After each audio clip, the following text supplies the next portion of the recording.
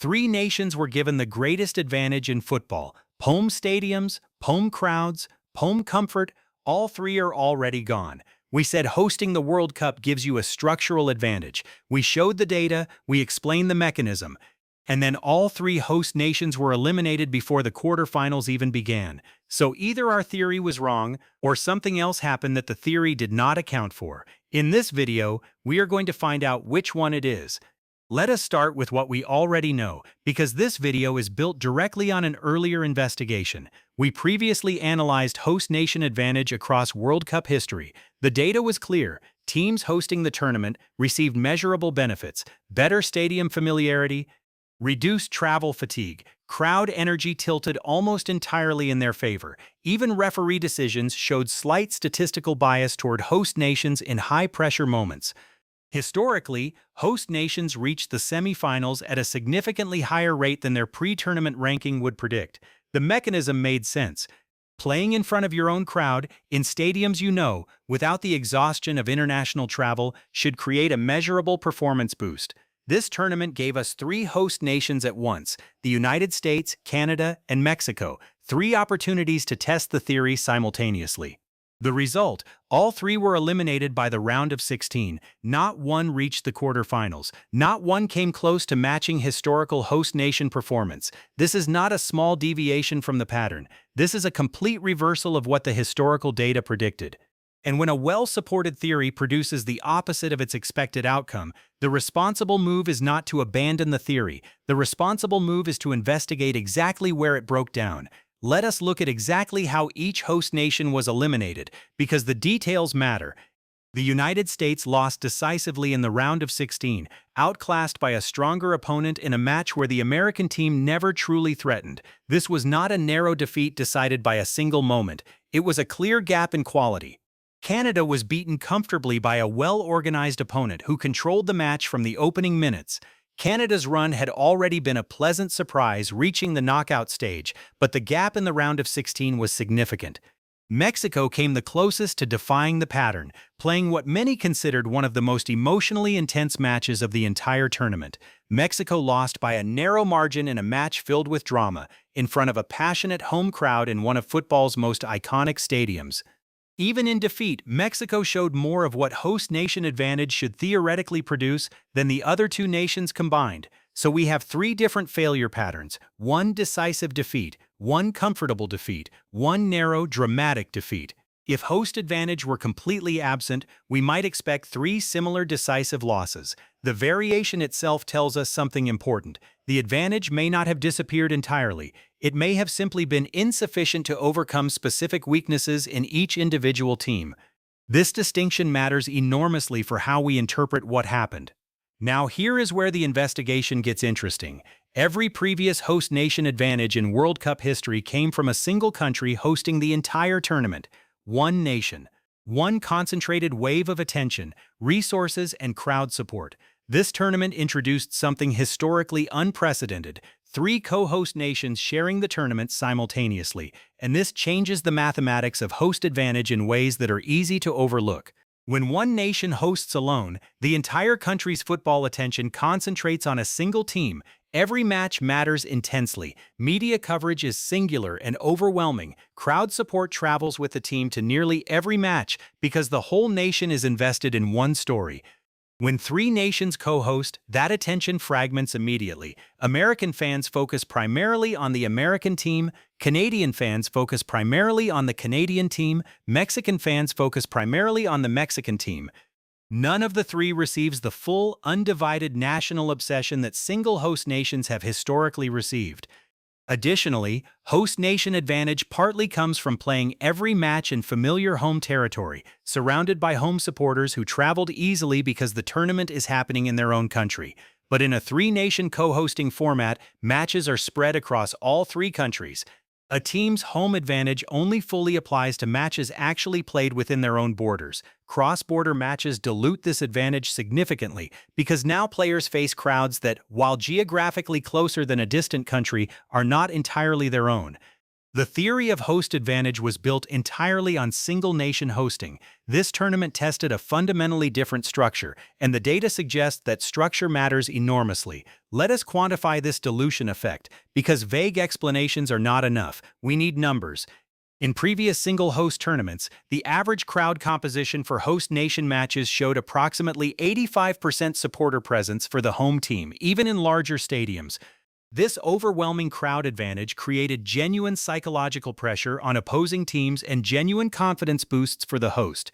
In this co-hosted tournament, crowd composition data for host nation matches averaged closer to 60% supporter presence.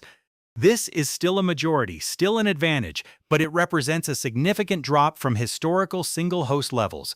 A 25 percentage point decrease in crowd dominance is not a minor statistical footnote. It is a fundamental change in match atmosphere. Additionally, media attention data shows something revealing. In single-host tournaments, host nation matches historically received nearly total domestic media saturation, with minimal competing coverage of other teams' matches. In this tournament, American media coverage was split across covering the American team, the Canadian team, and the Mexican team, particularly given the geographic and cultural connections across North America. This split attention meant less singular narrative pressure, but also less singular narrative support.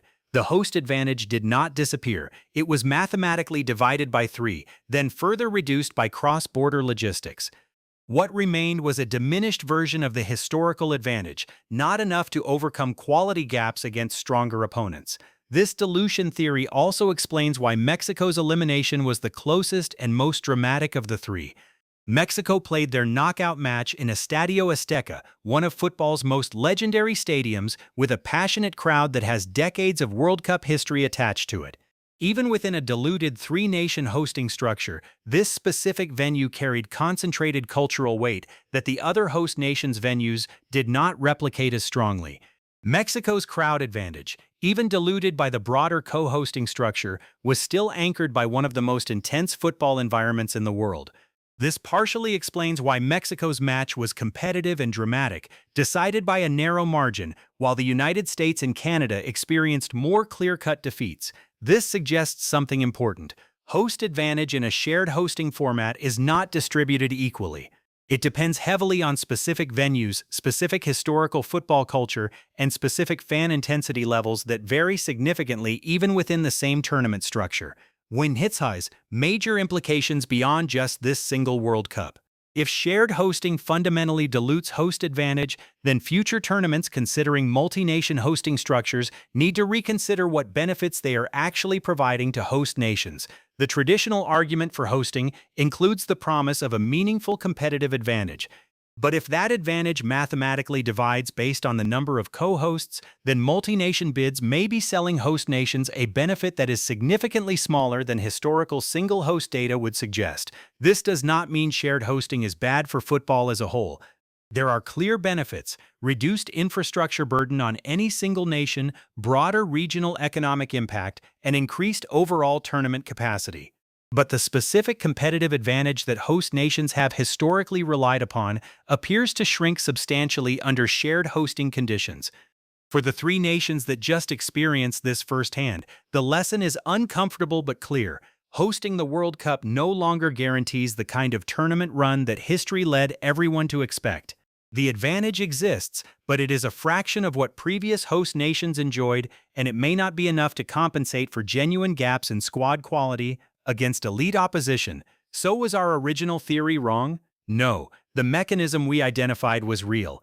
Host advantage exists, and the underlying reasons, crowd support, stadium familiarity, reduced travel fatigue, remain valid. What we did not fully account for was how dramatically that advantage changes when hosting is split across 3 nations simultaneously instead of concentrated in one. This is not a failure of the original analysis. This is exactly how good analysis should work. A theory gets tested against new data. The new data reveals a variable that was not previously considered, and the theory gets refined rather than discarded. Host advantage is real, but host advantage assumes a single, concentrated nation. When you divide that concentration by 3, you do not get 3 nations each receiving full advantage. You get 3 nations sharing a fraction of what one nation would have received alone. The United States, Canada, and Mexico did not fail because home advantage does not exist. They failed because the home advantage they actually received was a fraction of what the label host nation has historically promised.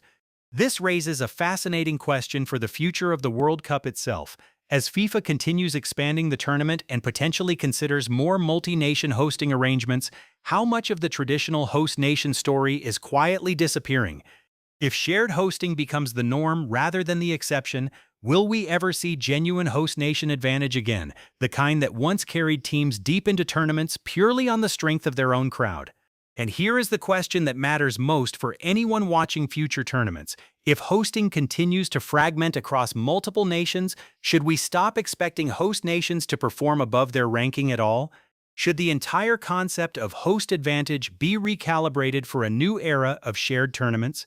Because if this tournament is a preview of the future, then the host nation story we have told for decades may already be a thing of the past. That is what we will investigate next. Soccer fashion. What the numbers saw first.